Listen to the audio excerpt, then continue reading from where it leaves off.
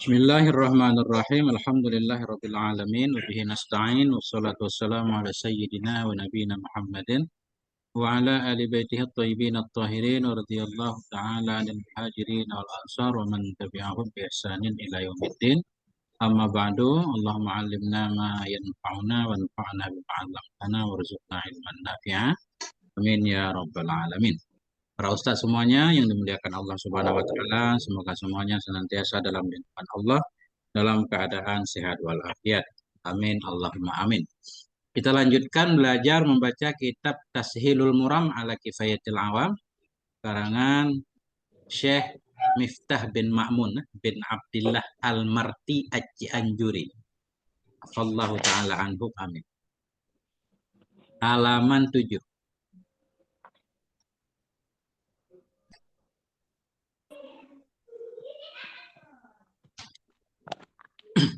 Bismillahirrahmanirrahim. Qala al-musannifu wasyarihu rahimahumallahu taala wa nafa'ana bi 'ulumihima fid dunya fid dharaini amin ya rabbal alamin. Ini lanjutannya. Kemarin kita udah baca wajib kepada setiap muslim muslimah untuk mengetahui 50 akidah. Wa kullu aqidatin yajibu alaihi, bermula setiap satu akidah itu wajib kepadanya ayya'rifa, oleh bahwa mengenal ia baginya akidah akan dalil yang ijmali atau tafsili. Kemudian qala ba'dhum, berkatalah oleh sebahagian mereka para ulama, istaratu ay ya'rifad dalilat tafsiliyah, disyaratkan bahwa mengenal ia akan dalil yang tafsili.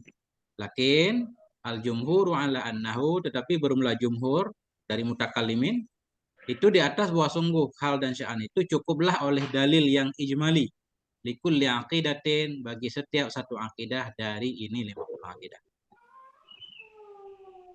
Jadi di sini ada beberapa protes ya. Jadi beliau sebelumnya kan wajib kepada setiap mukallaf untuk ma'rifah. Ma'rifah. Kemarin kita udah bahas ma'rifah itu mengenal sesuatu bersama dalil.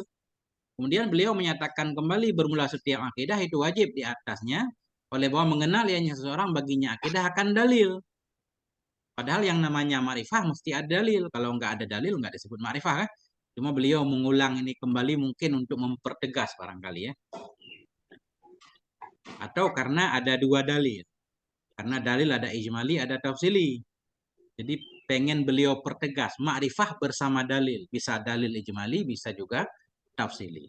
Nah itu sebentar. Nah, langsung kita mulai. Qauluhu. Tafadhal, siapa yang mau mulai pertama? Ijmali sana. Ya, dalilan ijmaliyan. Bismillahirrahmanirrahim. Qawluhu dalilan ijmaliyan wad dalilu al ijmaliyu huwal ma'juzu an bayani wajhi dilalatihi ala al wajhil matlubi wa an daf'i ma wurida alaihi min asyubhi wat tafsiliyu wal maqduru ala bayani wajhi dilalatihi ala al wajhil matlubi wa ala daf'i ma wurida alaihi min asyubhi wal muradu bisyubhi ma yashmilu al-i'tiradati. Oke, Ustaz. Qawluhu Titik dulu sana, sepotong-sepotong. Ustaz ya. Syukuran Ustaz. Nah. Qauluhu dalilan ijmalian di atas. Wajib mengenal dalil ijmali atau dalil tafsili ya. Ada salah satu lah. Ada dua lebih bagus ya. Yang nggak boleh hulu. Wa dalilul ijmaliyu wal ma'juzu an bayani wajhi. Bermula dalil yang ijmali, dianya dalil ijmali itu dalil yang dilemahkan dari menjelaskan arah atau wajah menunjukkannya dalil di atas jalan matlub. Dalil yang tidak dimampukan atau dalil yang lemah dari menjelaskan arah menunjukkannya dalil kepada tujuan. Wa an daf'i ma waroda, dan dalil yang lemah dari menolak ma waroda, yang datang ianya ma alaihi, di atasnya dalil. Minas syubahi, kita baca ya. Syubahi jamak dari syubhat, dari segala syubhat-syubhat. Nah itulah dalil ijmali. Orang tahu dalil begitu aja. Kok dalil ini menunjukkan kepada ini, dia nggak paham. Kalau ada yang protes atau ada yang menentang, membawakan syubhat, dia juga nggak mampu menolaknya. Wat tafsiliyuh wal makdur. Bermula dalil yang tafsili itu dalil yang dimampukan ala bayani wajhi, di atas menjelaskan jalan menunjukkannya dalil alal wajhil matlub, kepada sesuatu yang dicari dengan dalil itu. Dan mampu ala daf'ima, mampu untuk menolak ma yang datang ianya ma warada alaihi, di atasnya dalil minasyubahi, dari segala syubhat-syubhat. Wal muradu bisyubah, formula yang dimaksud dengan syubhat di sini itu ma yashmilu, yang melengkapi ianya ma i'tiradat, akan protes-protes ya. Jadi syubhat secara umum, baik berupa protes atau ya bantahan terhadap dalil itu. Bantahan, protes juga. Titik dulu Ustaz, kembali ke Ustaz.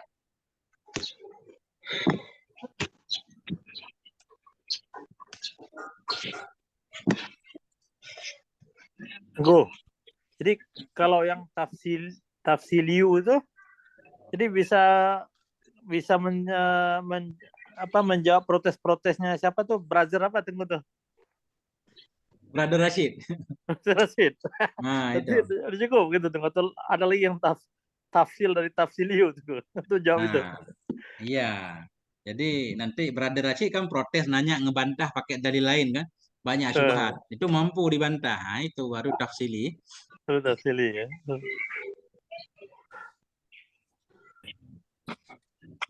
Artinya walaupun tidak menjawab secara langsung Ustaz, tapi dia punya kemampuan. Syaratnya punya kemampuan aja. Walaupun nggak langsung dijawab nggak apa-apa. Ketika diprotes sama Brother Rashid, diam, nggak mau menjawab kan. Tapi punya kemampuan untuk menjawab. Itu udah tafsili namanya. Jadi yang disyaratnya punya kemampuan, bukan membantah secara nyata. Karena tidak semua syubhat harus dibantah.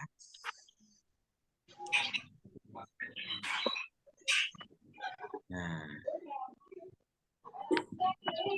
sepintas seperti itu Ustaz. Nah, ini kita baca pendek-pendek aja, satu qauluhu ya, satu orang. Tafadhal. Coba tengku ya. Silakan Ustaz. Bismillahirrahmanirrahim. Qauluhu au tafsiliyan wa au mani'ata khalwi isyaratin ila annal wajiba ahaduhuma la khususut tafsili.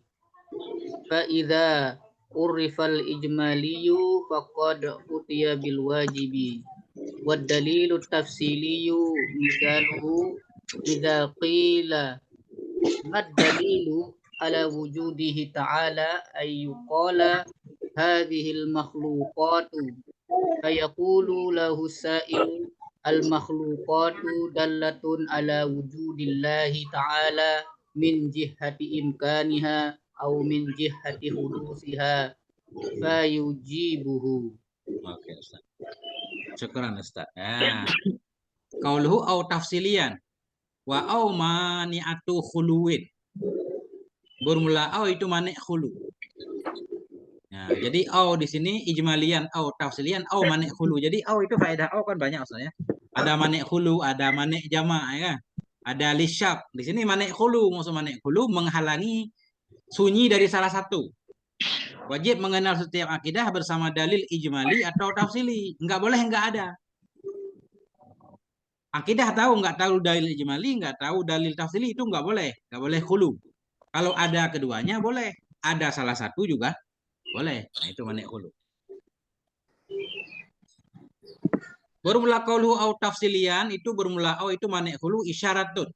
Itu mengisyaratkan ila annal wajiba ahaduhuma, kepada bahwa sungguh yang wajib kepada mukallaf tadi itu salah satu keduanya dua dalil, ijmali atau tafsili.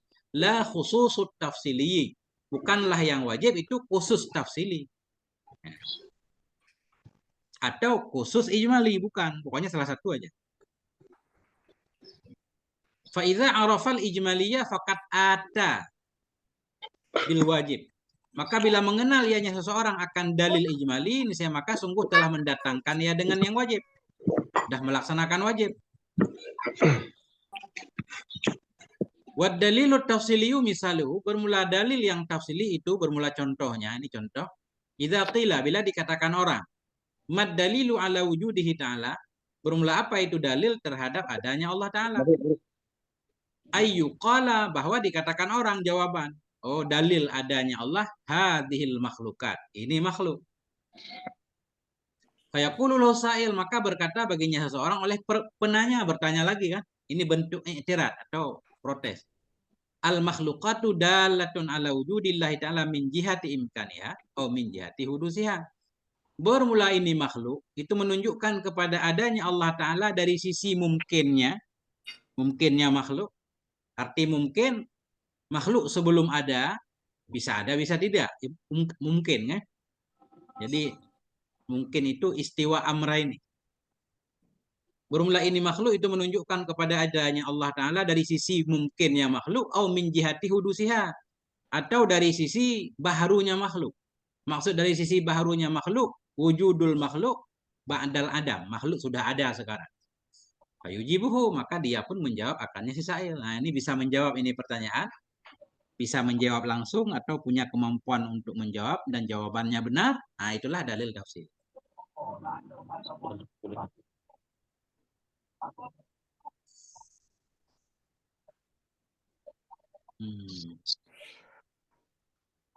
Ya, begitu Ustaz. Ada yang pengen menambahkan Ustaz? Tunggu, kalau khusus tafsili ini ya apa tuh? Nisbah. Nisbah. Nah, nisbah kepada tafsir. Itu au-nya yang dibahas Tengku ya, wa au gitu. Tengku ya. Oh ya, ini nih, apa namanya? Ayya'rifa laha dalilan ijmalian au tafsilian. Ini au ini namanya manik khulu. Artinya nggak boleh terlepas salah satu dari keduanya. Dia harus tahu ijmali boleh atau tafsili boleh. Boleh jamak keduanya. Yang nggak boleh khulu. Ijmali nggak tahu, tafsili nggak tahu, nggak boleh. Manik khulu menghalangi nggak tahu salah satu. Nggak tahu keduanya. Manik khulu. Terhalang khulu, terhalang sunyi. Dia nggak tahu kedua-duanya, nggak boleh. Tahu kedua-duanya boleh. Tahu salah satu juga boleh. Kayak begini Ustaz. Ini contoh wow ya. Tamu datang ke rumah kita, mau minum teh apa kopi? Ya kan? Nah, saya oil kahwah gitu Ustaz Fikri ya. Nah, itu bukan manik hulu itu. Apa namanya? Itu takhir boleh. Kalau maksudnya memilih, ya kan? Teh aja. Atau milih dua-duanya juga boleh. Atau salah satu juga boleh. Apa itu O-nya? Itu belum jelas O-nya apa. Jangan itu contohnya. Contohnya di ayat Quran. Ya. Berarti kalau misalnya di dalam bahasa Indonesia dan bahasa Arab, kalau bahasa Indonesia itu kadang-kadang untuk memberikan dua pilihan, bisa salah satunya atau bisa dua-duanya dengan istilah dan atau.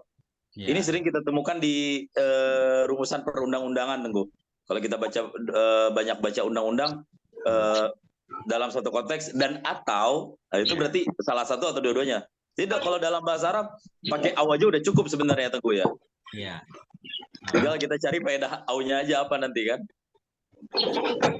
Kayak gini, tapi ini jelas ya. Kalau ayat masna wa sulasa itu kan wow bermakna kata para ulama ya.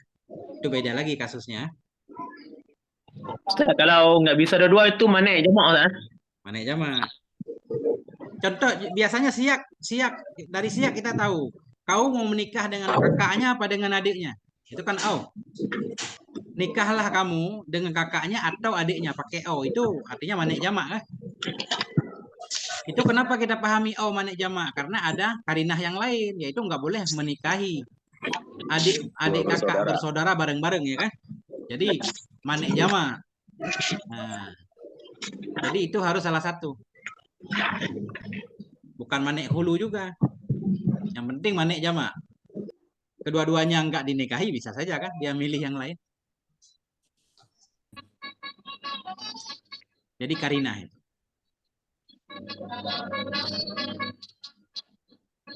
Ada yang mau ditambahkan Ustaz Bahruli?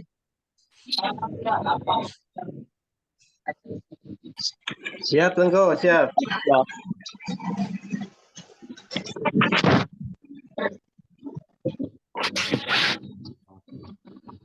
Nah, Apakah kemudian ketika kita sudah mengetahui salah satunya, kemudian yang satunya lagi kan tidak menjadi wajib?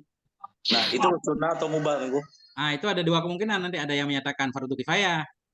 Kita udah tahu dalil ijmali, wajib bagi kita ijmali. Kalau kita nanti punya kemampuan lebih kan, bisa saja masuk dalam kategori fardu kifayah untuk mengetahui dalil tafsili atau minimal sunnah. Nah, minimal sunnah. Ada juga pendapat yang menyatakan ya yang wajib pokoknya salah satu, yang lain ya bebas, nah kan. Tapi kita lebih cenderung kepada kalau orang itu punya ahli nazar, punya kemampuan, kalau dia belajar dia paham berarti fardu kifayah karena itu bagian dari ilmu kan.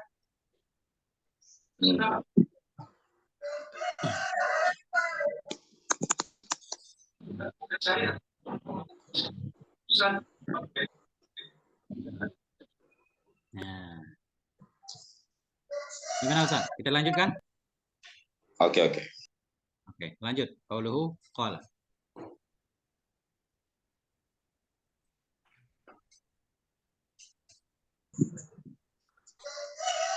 Siapa Siapa mau Tengku? lanjut? Ustaz banyak ini. Ada Ustaz banyak. Ustaz Nasarudin, Ustaz Nas. Nah. Kelompok dulu dah, Ustaz. Biar dekat, ntar kejauhan kan? Takutnya beliau udah berangkat kan? Siap. Mana dia tadi?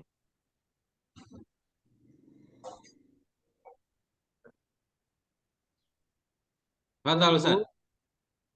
قوله قال بعضهم تسطرة إلى آخره والذي في اليوسي أن الدليل التفصيلي لا يتوقف عليه الإيمان حتى عند من قال بوجوبه وعلى هذا فوجوبه من قبيل من وجوب الفروع بمعنى أن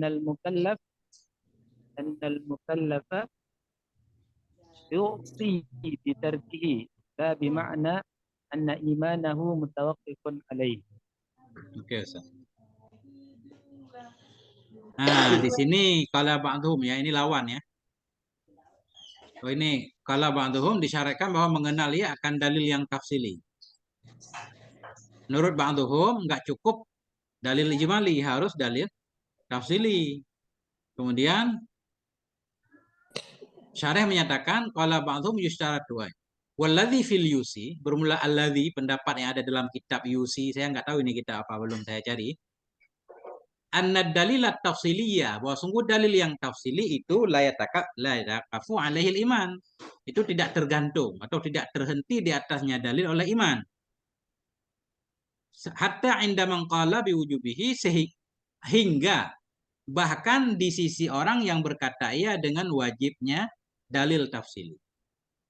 Sebagian ulama menyatakan setiap akidah itu wajib diketahui bersama dalilnya yang tafsili.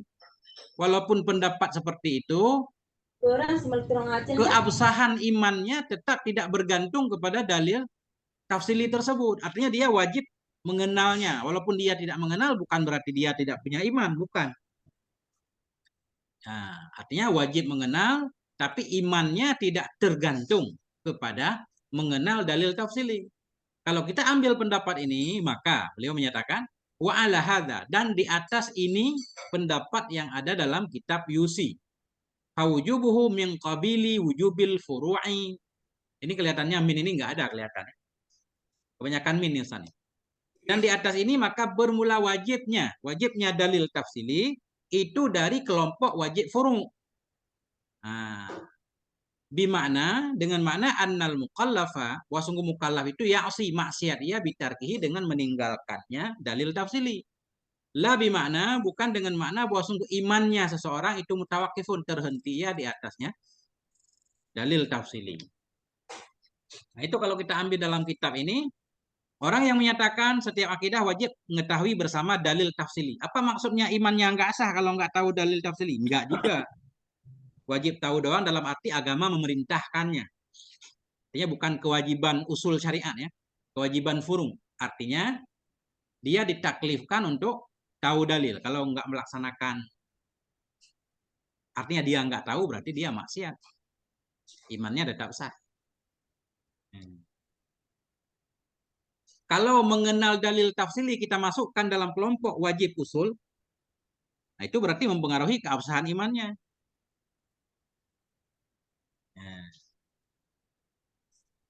Nah, begitu. Ustaz.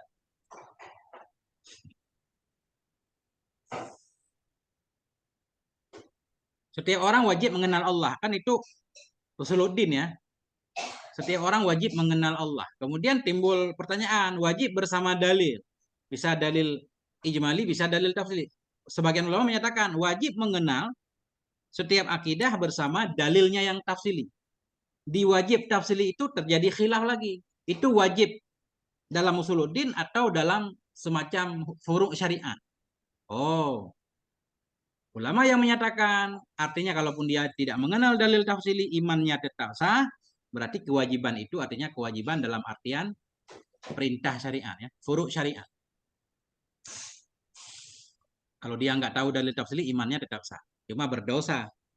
Kapan dia berdosa? Tentunya ada tambahan lagi ketika dia punya kemampuan untuk mempelajari dalil tafsili tapi nggak dipelajari, baru dosa. Kalau nggak punya kemampuan, nggak apa-apa juga. Jadi khilaf berkelanjutan. Kalau orang nggak mampu kan, nggak mampu nadar, dipaksakan untuk mengetahui dalil tafsili, kan itu namanya mewajibkan sesuatu yang di luar kemampuan. Terjadi khilaf lagi, boleh nggak Allah mewajibkan kepada hambanya sesuatu yang di luar kemampuan hamba?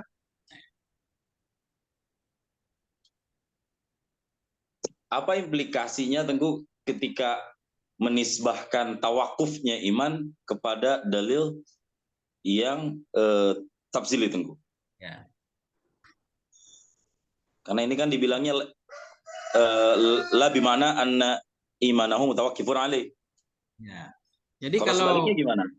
Kalau iman seseorang terhenti baru sah kalau dia tahu akidah bersama dalil tafsili, berarti mengetahui dalil tafsili itu masuk dalam usuluddin juga. Mengenal Allah wajib, mengenal dalil juga wajib. Artinya termasuk perkara pokok. Nggak boleh nggak ada salah satu keduanya. Ini pendapat kedua ini. Yang menyatakan mengenal dalil dan mengenal akidah itu sama-sama wajib. Bukan satu asal, satu furu', bukan. Di sini beliau menyatakan, kalau kita lihat dalam kitab Yusi, untuk mengetahui dalil tafsili itu tidak mempengaruhi keabsahan iman. Atas dasar pendapat itu, berarti mengenal dalil tafsili yang wajib itu bukan wajib usuluddin, tapi wajib masuk dalam kategori furu'uddin. Wajib dalam arti yusabu ala fi'lih wa yu'akabu ala tarki. Adapun imannya tidak sah.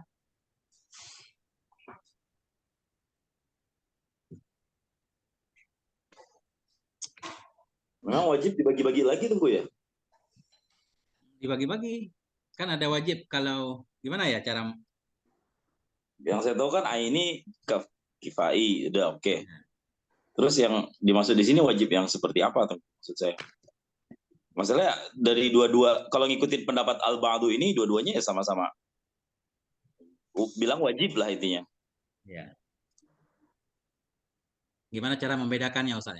Nah itu dia. Wajib usuli sama wajib yang ghairu usuli gitu loh maksudnya. Ya. Itu wajib, contohnya begini Ustaz, perbandingannya. Wajib mengenal Allah sama wajib sholat Ustaz. Wajib mengenal Allah itu masuk dalam kategori usul.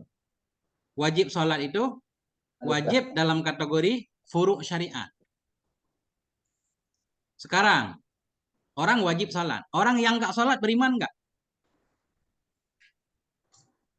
Iman juga.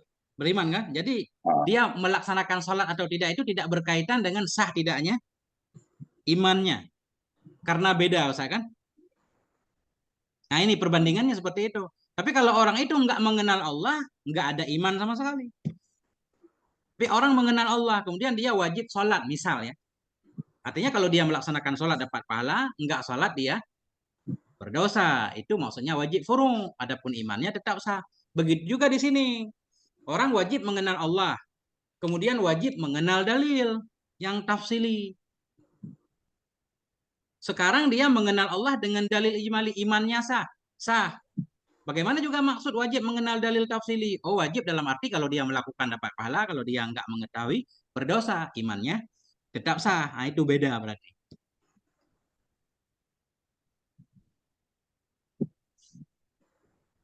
Gimana Ustaz? Perbandingannya masuk nggak kira-kira?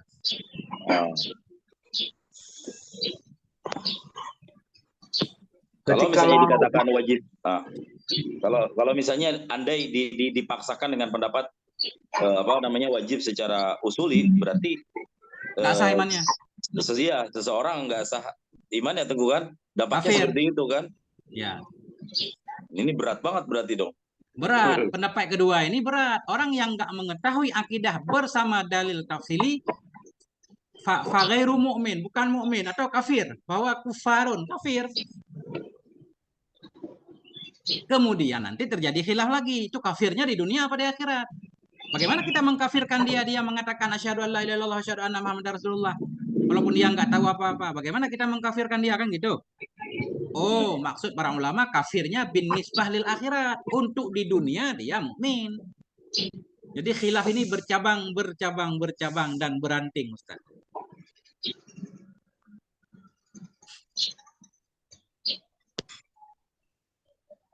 Berarti begini Tengku ya, kalau konsekuensinya kita dari sudut pandang kalau ini ma'rifat di dalil tafsili ini ditinjau dari pendapat ini, berarti kalau wajib usuli berarti secara langsung atau tidak langsung berarti menghukumi kafir orang yang tidak mampu menguasai dalil tafsili gitu ya.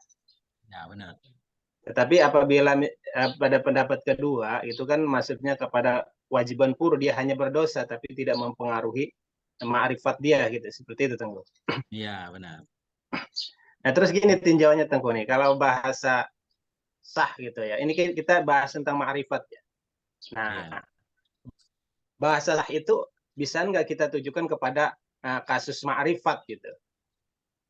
Ya, karena kalau dari kaidah fikih itu, kalau sah itu adalah ditujukan untuk sesuatu yang mempunyai dua sisi. Nah, ada kalanya sisi sesuai dengan syariat, ada yang tidak. Nah, itu baru disebut sah. Nah, dari keterangan saya juga ada kalau urusan ma'rifat itu nggak ada istilah ma'rifat sah atau tidak sah. Tapi kalau ma'rifat ya ma'rifat, kalau nggak ma'rifat ya berarti jahil gitu aja. Nah, gimana tuh katanya itu? Iya, benar, nggak disebut sah. Karena sah biasanya dalam ibadah, ya kan? Cuma kita kadang darurat kata-kata, susah untuk menjelaskan bagaimana diterima maksudnya, ya. Diakui, ma'rifahnya diakui kalau bersama dalil tafsili. Berdasarkan pendapat ini. Tapi kalau dia nggak tahu tafsili, berarti ma'rifahnya nggak diakui, artinya masih kafir. Nah, itu maksudnya. Iya. Berarti kalau dikatakan al-jahl, ini mimbabi rukhsah dong, Tengku, Ustaz Bahruli. Ini jahal dalam urusan akidah mah beda. Beda itu, jahal dalam urusan akidah mah ya tidak ma'rifat gitu. Kan muqabalahnya ma'rifat ini gitu. Ya.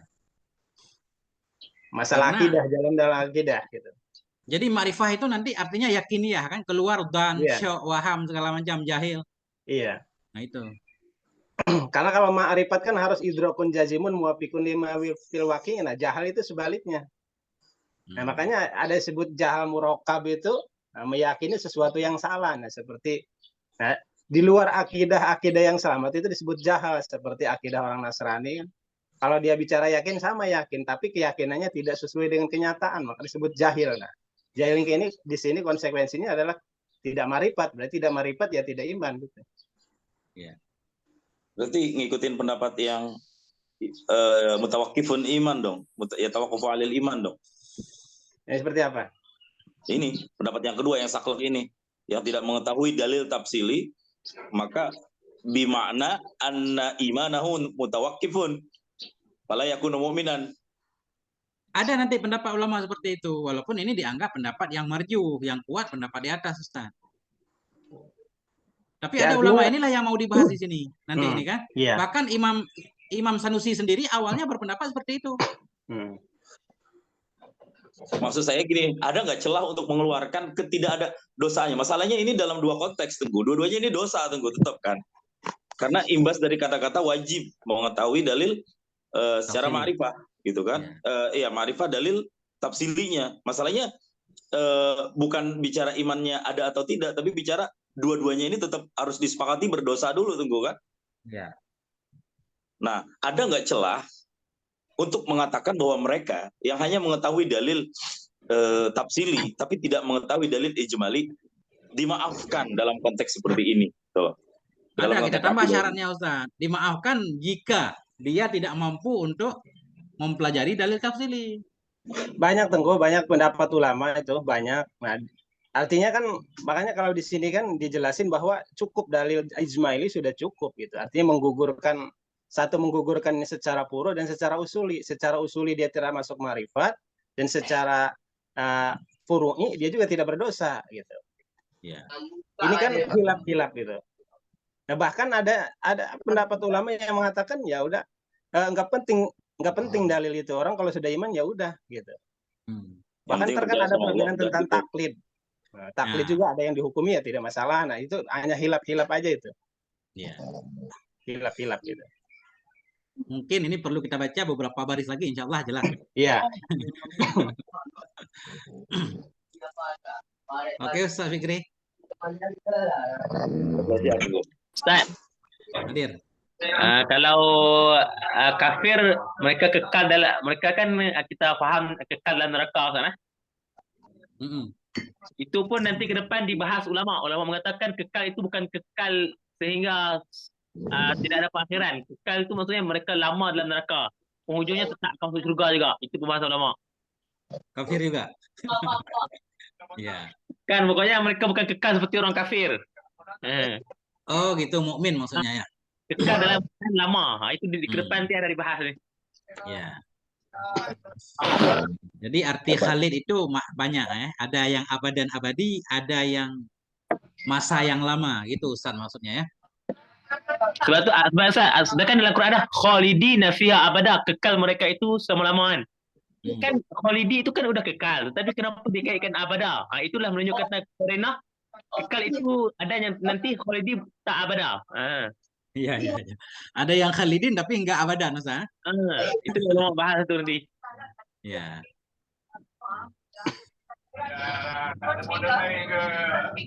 Oke Ustaz, lanjut. Qauluhu wad dalilut tafsili.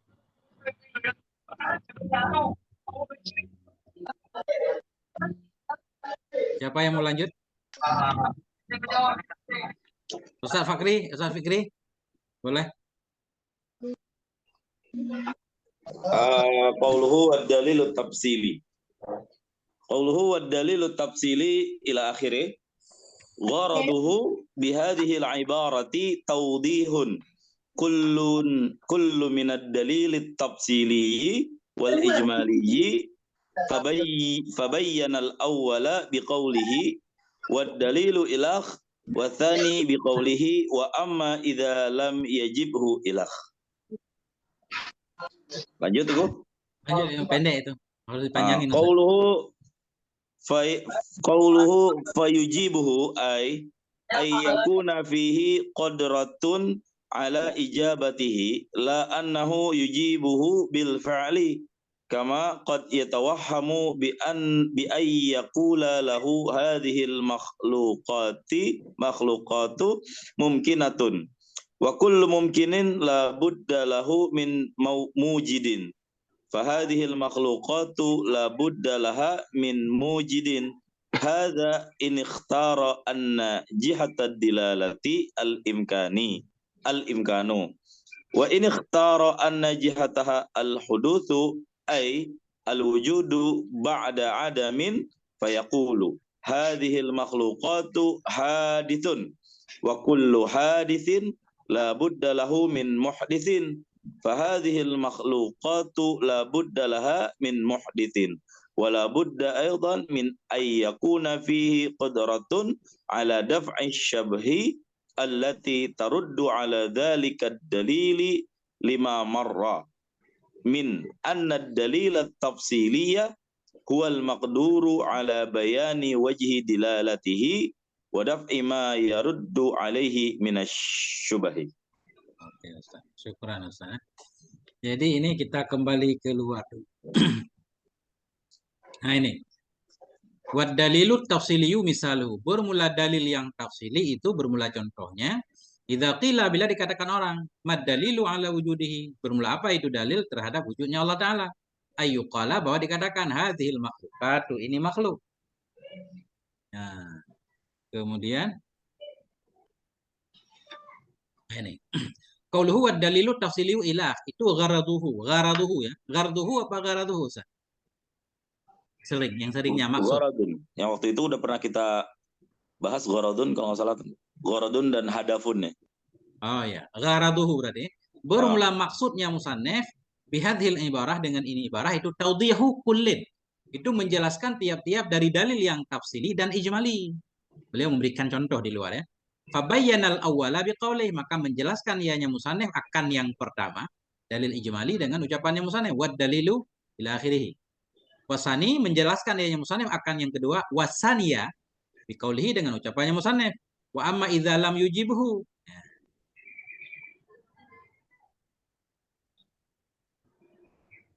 Nah, ini kan ini jauh tadi. Dalil yang tafsili contohnya bila dikatakan apa dalil kepada wujudnya Allah Ta'ala, dikatakan ini makhluk.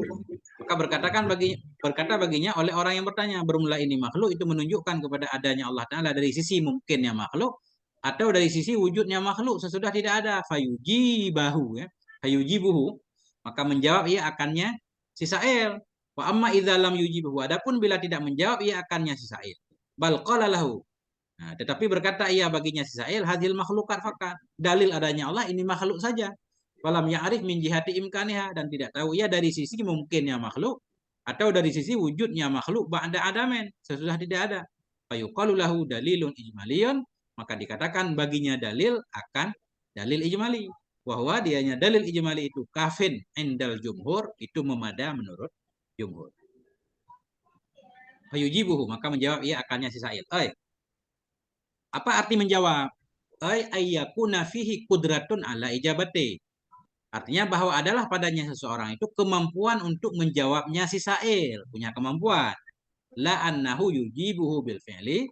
Bukan bahwa sungguhnya seseorang itu menjawab ia akannya si sa'il bil fi'li. Bukan jawab langsung. Gak disyaratkan kan? Yang penting mampu menjawab. Kama qad yutawaham. Sebagaimana yang kadang-kadang diwahamkan orang akan dia yang kalau kita lihat sepintas ibarat seolah-olah harus memberi jawaban langsung. Padahal nggak disyaratkan. Yang disyaratkan punya kudrah. Bagaimana dia menjawab? Ini bi'an ini muta'ala kepada ijabatihi. Adalah padanya itu kemampuan untuk menjawabnya. Bagaimana dia menjawab? Bi'ayyakulalahu. Dengan bahwa berkata, ia baginya si sa'il. Hadhil makhlukatu mungkinatun. Bermula ini makhluk itu kan mungkin. Artinya boleh ada, boleh enggak. Kemudian ini sudah ada. Wa kullu mumkinin la budda lahu min mujidin. Dan bermula setiap yang mungkin itu tidak boleh tidak baginya yang mungkin dari yang menciptakannya. Fadhil makhlukatu, maka bermula ini makhluk itu la budda lah, tidak boleh tidak baginya makhluk min mujidin, dari yang menciptakan. Nah, jadi si mujib tadi memberikan jawaban seperti ini. Hadza in ikhtara anna jihatad dalalatil imkan.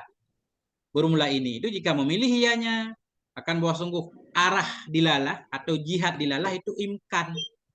Karena di atas kan ada dua. Dalil adanya Allah ada alam. Ada alam ini ada dua sisinya. Sisi dilalahnya. Ada kala di sisi mungkinnya, ada kala di sisi hudusnya. Kalau dia memilih sisi imkan, jawabannya seperti di atas. Hadil makhlukatu mungkinah. Ya. Kalau dia nggak memilih sisi imkannya, di sini bukan mungkinah. Nah, ini. Wa ini ikhtara. Dan jika memilih hanya seorang, anna jihadaha bahwa sungguh sisinya makhluk, jihadnya makhluk menunjukkan kepada ada Allah, itu hudus. Artinya al-wujudu ba'da adamen, ada sesudah tidak ada, bayaqulu, maka berkata ia. Susunan dalilnya jadi berbeda. Hadhil makhlukati hadisatun. Jadi di posisi mungkinah diganti dengan hadis. Bermula ini makhluk itu baharu. Dari mana dia tahu kalau makhluk ini baharu? Ini lain lagi kan? Karena lihat sifatnya berubah segala macam, mati hidup.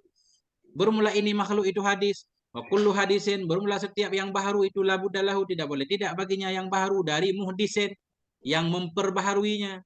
Fahadhil makhlukatu, maka berkesimpulanlah bermula ini makhluk itu la budda laha. Tidak boleh tidak baginya makhluk min muhdisin, dari yang membuatnya. Nah, Tambah lagi, wala budda aidan min ayyakuna fihi, dan tidak boleh.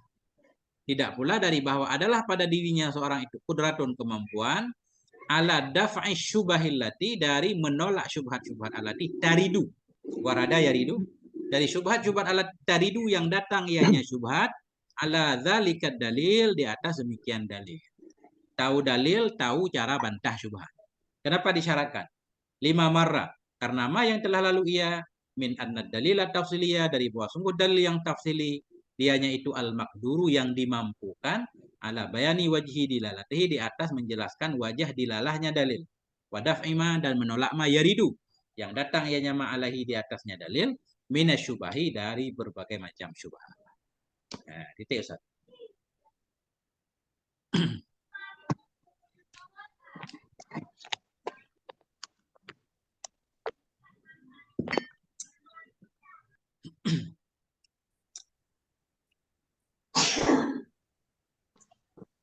Dalam Kifayatul Awam lebih panjang Ustaz. Jadi khatam ini insya Allah kalau panjang umur memang ini harus kita baca Kifayatul Awam lagi. Yang sekali lagi. Tengku, apa bedanya ungkapan yang ini Tengku? Wa kullu mumkinin la budda lahu min mujidin wa kullu haditsin la budda lahu min muhditsin. Bedanya Ya. Tengku? Beda dari tinjauannya. Kalau mungkin itu sebelum alam ini wujud. Dilihat kepada sebelum alam ini wujud, untuk wujudnya alam, untuk adanya alam namanya imkan. Bisa ada, bisa tidak. Itu ditinjau dari alam sebelum. Kalau hudus ditinjau dari alam sudah ada. Begitu alam sudah ada, namanya alam ini hadis. Itu beda tinjauan Ustaz. Ya. Sesuatu yang belum ada, untuk kuat keada harus ada yang mengadakannya. Kalau tidak diadakan, nggak mungkin dari tiada menjadi ada. Itu imkan namanya. Sekarang kalau kita lihat alamnya sudah ada. Ini namanya hudus. Arti hudus wujud ba'da adam. Yang tadinya alam nggak ada, sekarang sudah ada. Itu namanya hudus. Udah ada berarti pasti diadakan oleh sesuatu yang mengadakan. Itu doang bedanya Ustaz. Tinjauannya. Tinjauan dari alam sebelum ada imkan. Tinjauan dari alam sesudah ada. Yang tadinya nggak ada namanya hudus.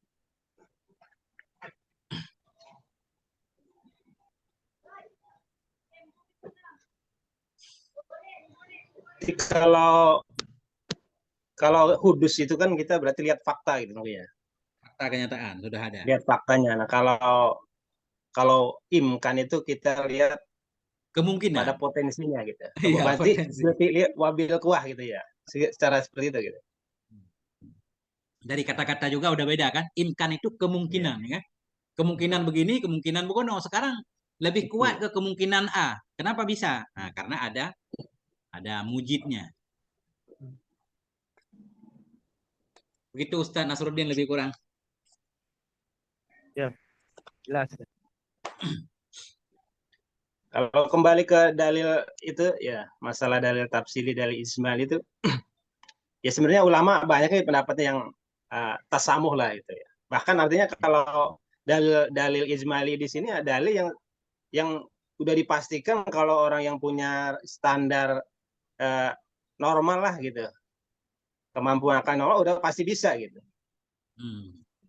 Pasti bisa gitu menabur sesuatu yang ijmal. Yang mudah, ringan lah Ustaz. Biar banyak yang masuk surga Ustaz.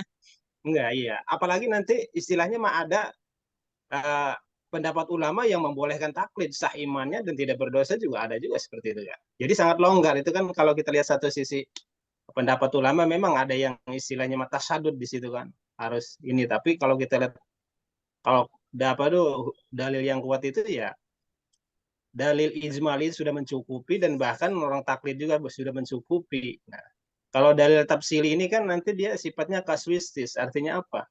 Bisa juga wajib bagi kita ketika apa? Ketika kita tidak merasa cukup dengan dalil ijmali gitu. Maka kita wajib mencari dalil tafsili untuk mengukuhkan keyakinan kita gitu. Maka itu bisa jadi fardhu ain bagi kita.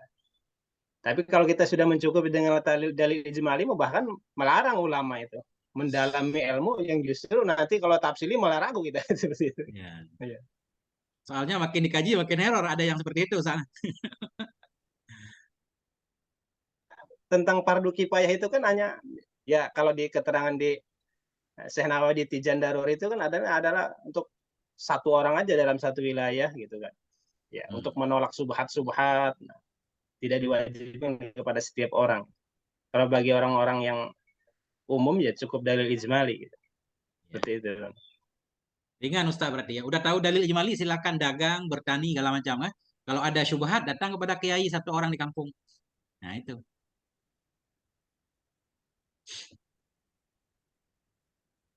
Tapi itu kemunduran Ustaz ya. Kalau sekarang kan bisa tinggal ke Zoom juga tuh, nggak perlu ke nya. Kalau kiai nggak mau tuh Ustaz. Levelnya atas. Ya. Tapi memang harus yang ahlinya Tengku, masalahnya kan gitu. Ya kalau yang fardu kifayah kan harus memang ahlinya. Gitu. Benar, tidak dibacain kepada semua orang. Gitu.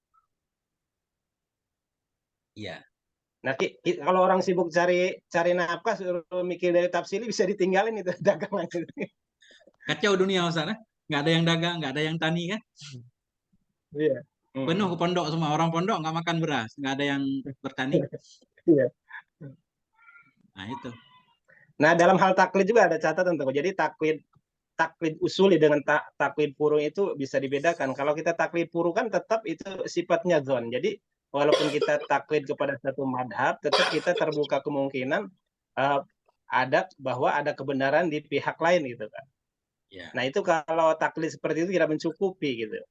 Jadi kalau taklid usuli mah harus meyakini bahwa imam yang kita ikuti ini adalah imam yang paling benar gitu. Tidak masalah usul, masalah yakiniah berarti kesimpulannya ya. Iya, seperti itu. Jadi kalau dalam furu' itu nggak ada khilaf boleh taklid. Cuma kalau dalam masalah usul ada khilaf. Tapi kebanyakan ulama sangat toleran sekali kan. Si mukallid pun imannya sah. Kalau dalam fikih dipastikan. Karena fikih dasarnya dhaniyah bukan yakin kan. Bisa saja imam yang kita ikuti itu salah juga. Yang benar orang lain.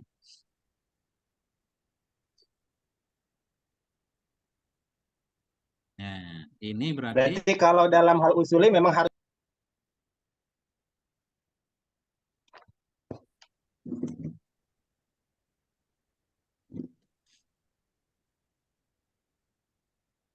gimana Ustaz Baruli? Mic-nya mati. Oh iya, hidup. Jadi gimana yang fanatik? Ya dalam hal usulnya memang harus fanatik itu.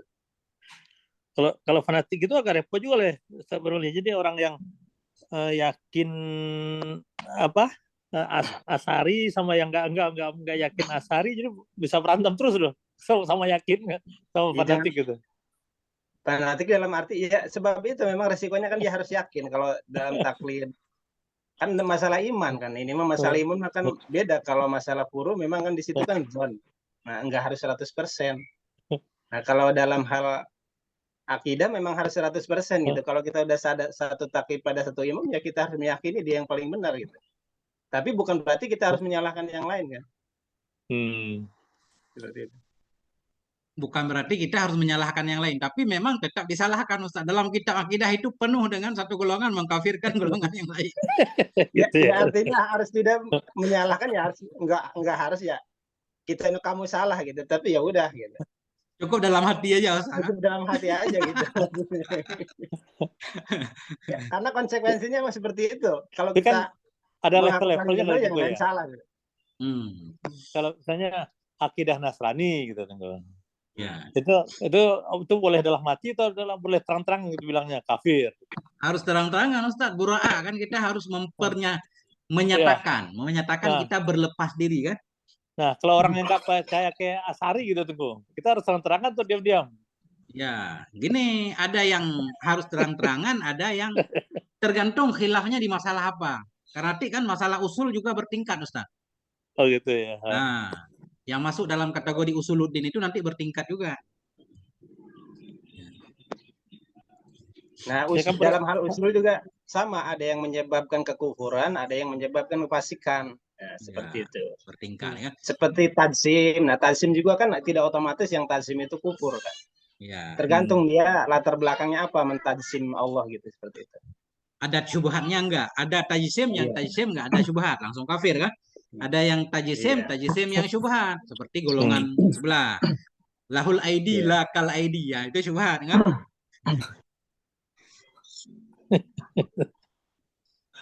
Ya, Ustaz. Yang kalau sebelah bilang apa tuh? Nggak percaya Al-Quran gitu. Menghilangkan Al-Quran, menghilangkan ayat-ayat. Percaya, cuma kadang mafhumnya secara zahir kan ada ulama yang mengambil takwil. Dalilnya semua Quran dan Sunnah. Iya, sama juga. Kayak Mu'tazilah Ustaz. Jadi mazhab Asy'ari juga ada sebagian mengkafirkan Mu'tazilah, ada yang enggak. Iya. Nah itu, jadi khilaf lagi memang. Jadi kita ngambil yang toleran lah, biar kita bisa hidup bareng-bareng ya.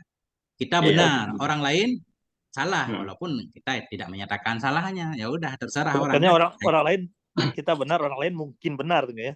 Dia Ya. salah tapi mungkin benar. Dalam fikih seperti itu Ustaz, dalam akidah nggak boleh seperti itu. Nggak boleh. Nggak boleh. Nggak boleh kita benar, orang juga Berarti nggak mungkin harus benar. fanatik juga, Ustaz. So, itu Fanatik boleh. walaupun di Ya. Maksudnya Fanatik begini. dalam arti kita meyakini apa yang kita yakini yang paling benar, yang benar gitu. Iya. Iya, kan beda kalau misalnya gini, kalau muamalah sama akidah kan beda. Kalau muamalah kan kelihatan.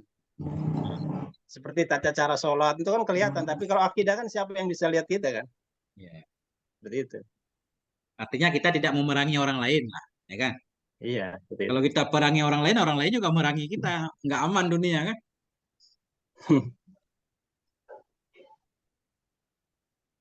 Kan kalau yang masalah zahir mah ya fahkum bidzawahir wallahu yatawalla bisarair kan, seperti itu. Iya. Itulah.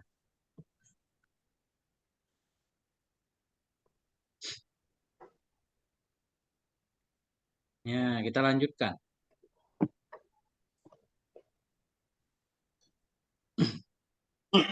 Mana tadi ya? Tadi matanya ini dikit lagi ya, saya baca aja. Qauluhu amma idza lam yujibhu. Qauluhu adapun bila tidak menjawab ianya seseorang akan sisail, artinya lam yaqdir ala ijabati ya. Tidak mampu ia kepada memberi jawaban. Wa kadza lam yaqdir, demikian pula bila tidak mampu ia ala daf'i, kepada menolak ma warada yang datang ianya ma alaihi di atasnya syubhah dari syubhat-syubhat kama yu'khadhu mimma mara, sebagaimana ma yang dipahami dari ma yang telah lalu. Ini sudah selesai ya. Kemudian baru ganti alinea baru. Nah ini. Ustaz Nasruddin, Ustaz Nurdin. Nampak suara? Nampak Ustaz, terang benderang. Bismillahirrahmanirrahim. Wa amma ya. Ya. Wa amma taqlidu wa huwa ay ya'rifa aqidata khamsina wa lam ya'rif laha dalilan ijmalian aw tafsilian fakhtalafan ulama fihi faqala ba'duhum la yakfi taqlidu wal muqallidu kafirun wa dhahaba alaihi Ibnu Arabi wa Sanusi wa atala fi syarhil kabiri fi raddi ala may yaqulu bi kifayati taklid. Oke Ustaz, syukran ya. Wa amma taklid, adapun bermula taklid, bahwa dianya taklid itu ayat arifal aqaidal khamsin, bahwa mengenal ia akan akidah yang 50, walam ya'rif laha, dan tidak mengenal ia baginya akidah akan dalil yang ijmali atau yang tafsili. Tahu akidah doang, hafal ya. Fakhtalafal ulama fi, maka ikhtilaflah oleh ulama fihi padanya taklid. Faqala ba'duhum, maka berkata oleh sebahagian ulama,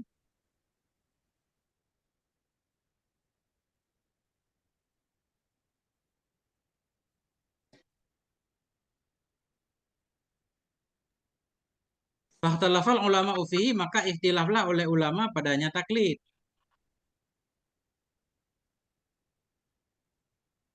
Bentar, maka ikhtilaflah oleh ulama padanya taklid, maka berkatalah oleh sebahagian mereka, la yakfit taklidu, tidak memadalah oleh taklid. Wal muqallidu kafirun, bermula pentaklid itu kafir. Wa dhahaba alaihi, dan berpendapat berjalan kepadanya pendapat yang enggak memadah taklid, oleh Ibnu Arabi was-Sanusi dan oleh Sanusi. Wa atala dan berpanjang-panjang ianya Syekh Sanusi fi Syarhil Kubra dalam Syarah Kubra fi Raddi dalam membantah alama yaqulu, membantah kepada orang yang berkata ya bi kifayati taklid dengan mencukupi taklid. Imam Sanusi rada keras ini. Beliau membawakan banyak dalil dalam kitab Syarah Kubra beliau membantah orang yang menyatakan taklid itu memadai dalam akidah. Ya.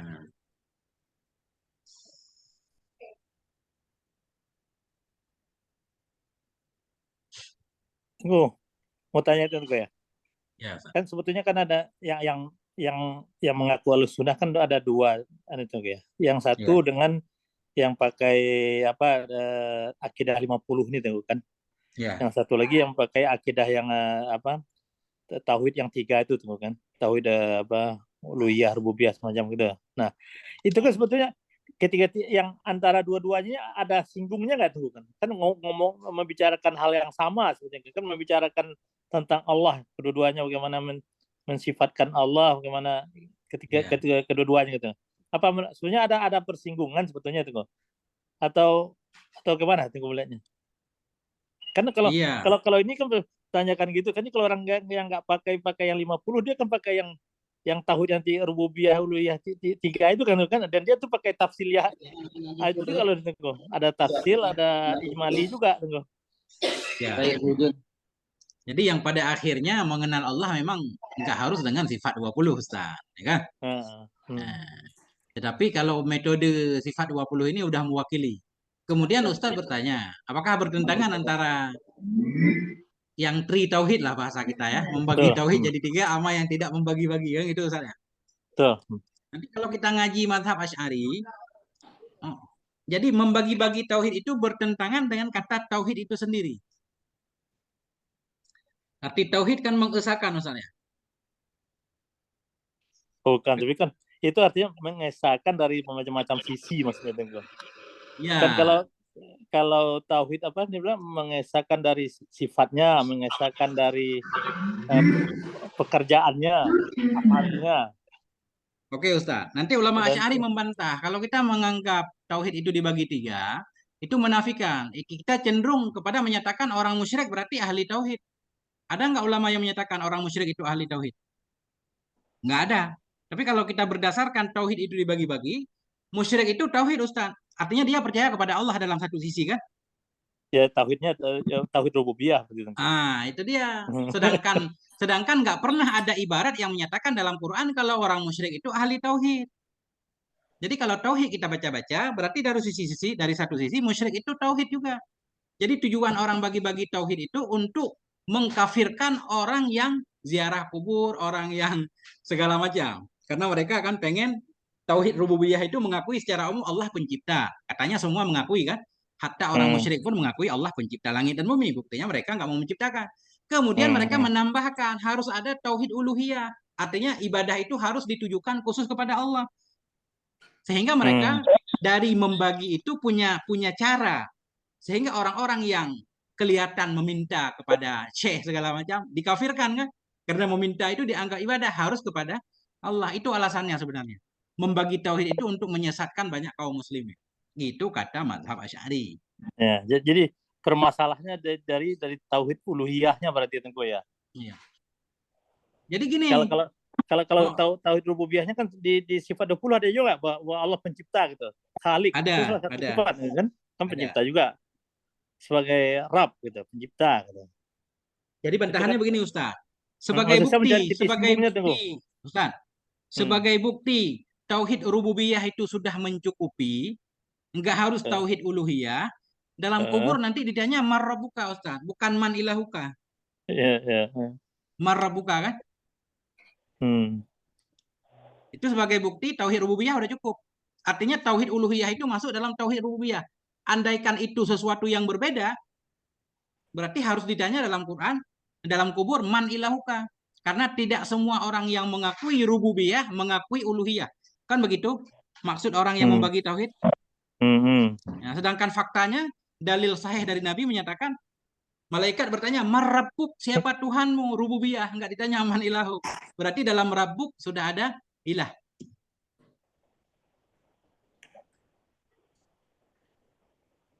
Kemudian, nah sekarang kita tanya, Fir'aun itu percaya nggak dia? Bahkan Fir'aun sendiri dia nggak mengaku. Kalau kata orang yang bagi tauhid, orang musyrik itu mengakui Tuhan itu Rabb, cuma nggak mengakui Tuhan itu ilah kan? Kalau kita lihat kisah Fir'aun, dia nggak mengakui Tuhan itu ilah. Ana rabbukumul a'la dia menyatakan. Bukan dia menyatakan ana ilahukumul a'la kan? Kalau orang musyrik kan beda dengan orang yang ateis tentu. Ya. Kalau itu tuh kan yang ateis tentu. Berarti Fir'aun itu masuk kategori ateis mungkin. Ateis gitu.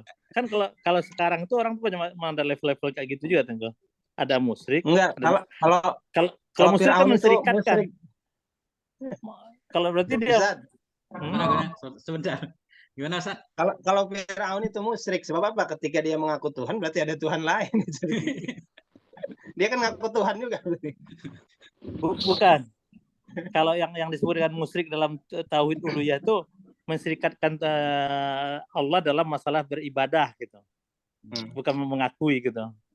Bukan itikat dalam kita itu yang dipermasalahkan teman-temanku kan. Masalah menyembah kubur akhirnya cerita apa kita minta katanya.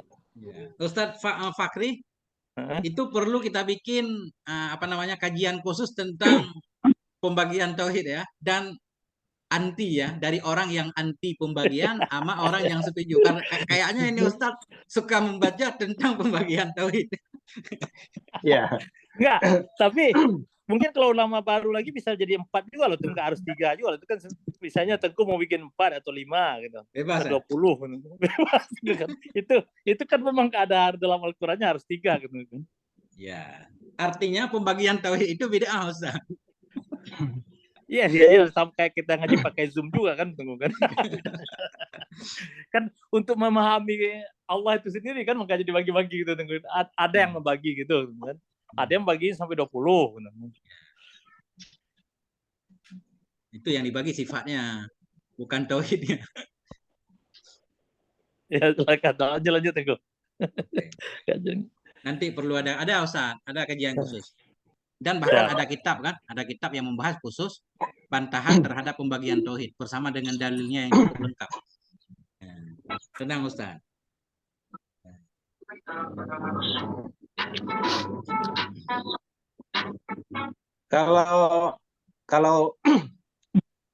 Kalau Rabb kan dimaknai dia yang menciptakan, ya, dia yang memberi rezeki, ya dia.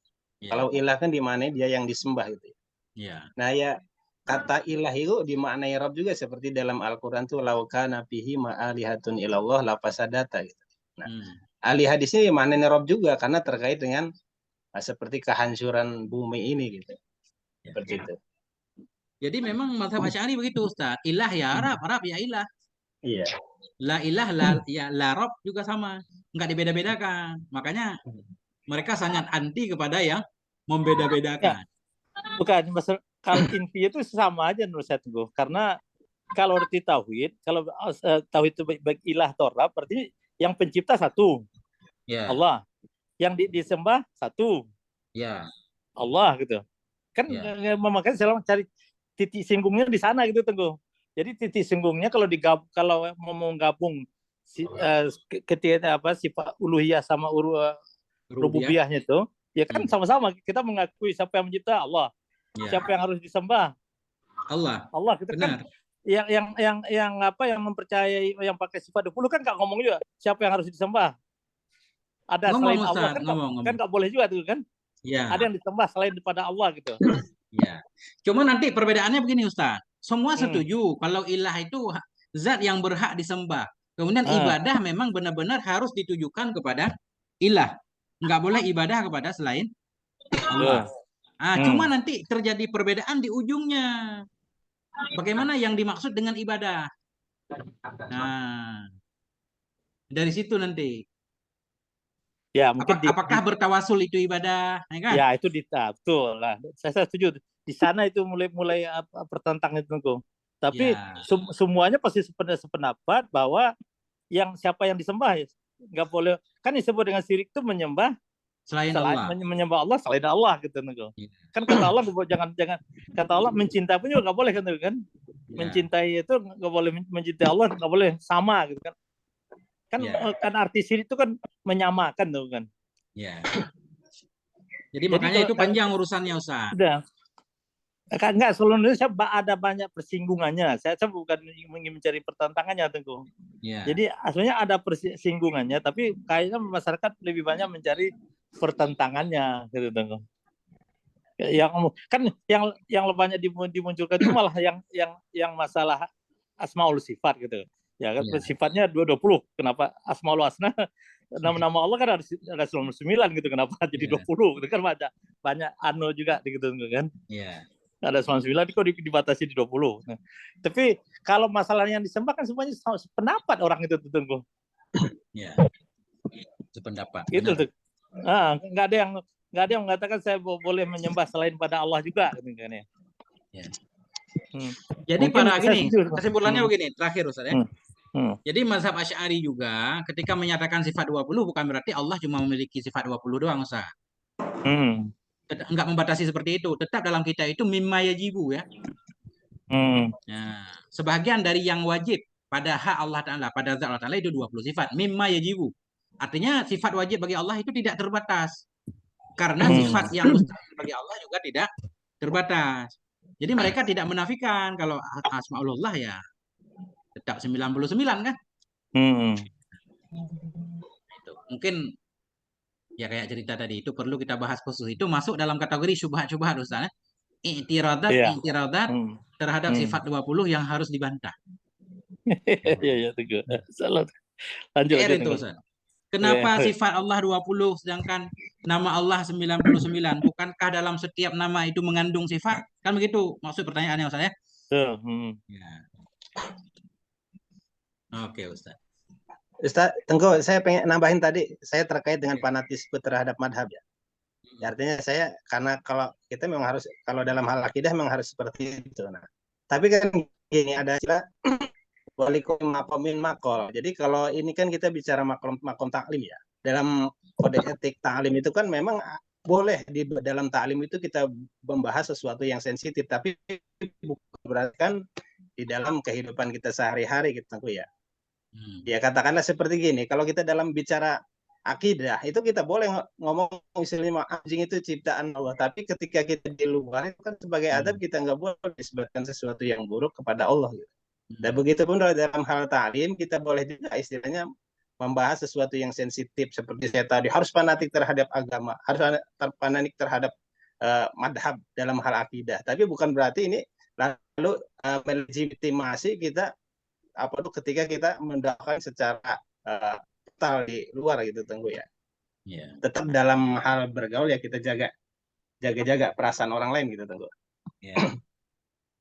Ya, itu berarti walikul lima kamen makalun Ustaz. Nah, iya, seperti itu. Iya. Oke.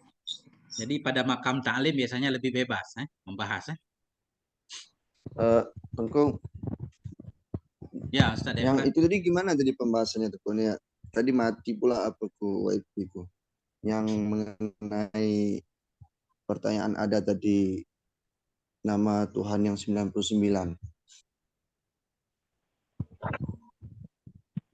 Ya, itu Al Husna. Ya. Kalau kita apa namanya? Tauhid Asy'ari itu kan ada juga dia asma apa? Esa mengesakan zat, esa sifat, esa fi'il itu. Ustaz. Ya. Jadi gimana tadi pembahasan pertanyaan Ustaz apa tadi? Enggak dengar tadi. Belum dijawab tadi Ustaz pertanyaannya. Belum dijawab tadi. Adapun maksud Ustaz esa sifat misalkan.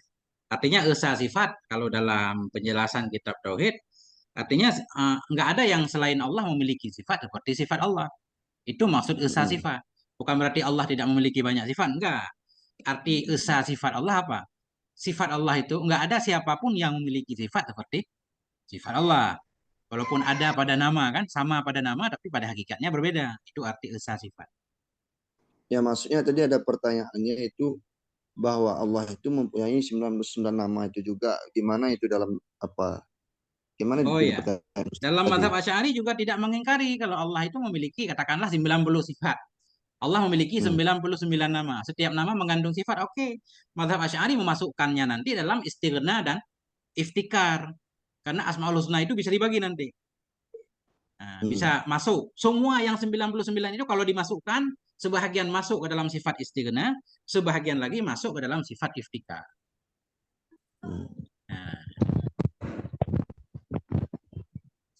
begitu Ustaz. Mengenai itu tadi Ustaz, itu nggak dengar juga ada pembahasannya pas nanti juga. Apa namanya tauhid tadi itu? Ya. Itu juga belum dibahas Ustaz. Kalau mazhab Asy'ari mah nggak membagi-bagi. Tadi gimana tadi tentang terputus waktu Ustaz Tengku bilang di dalam kubur itu kita nanti marabuka. Oh, tadi begini, kalau dalam mazhab Asy'ari, Rab itu ya ilah. Artinya seseorang yang mengakui enggak perlu gini maksudnya, Nabi enggak bertanya ketika seseorang sudah bersaksi asyhadu an la ilaha illallah asyhadu anna muhammadar rasulullah, Nabi enggak membagi nanti. Kamu mengakui Tuhan sebagai ilah apa Tuhan sebagai Rab? Nah, artinya orang yang menyatakan la ilaha illallah itu sudah mengakui tidak ada Rab ya selain Allah, tidak ada ilah selain Allah. Sama. Jadi madlul dari walaupun secara lafadznya kadang mengandung arti yang berbeda, tapi Rab itu bisa maksudnya ilah, ilah juga Rab. Makanya dalam kubur itu kalau orang sudah mengakui siapa Tuhannya, siapa Rabnya, udah. Padahal kalau kita lihat dari pembagian, ilah kan lebih khusus. Ilah lebih khusus. Mestinya yang ditanya ilahnya. Karena secara umum semua orang mengakui Allah sebagai Rabnya.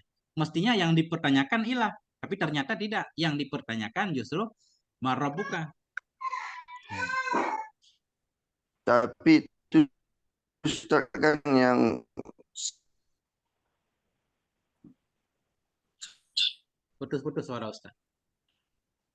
Mungkin dianu gitu ya. Mungkin di luar di record kali itu kalau udah selesai itu. jadi bilang sebagian Panjang kelompok yang juga enggak kan gitu.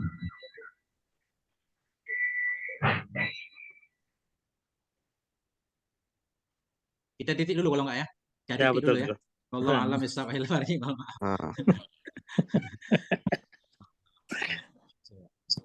Durasinya, durasi.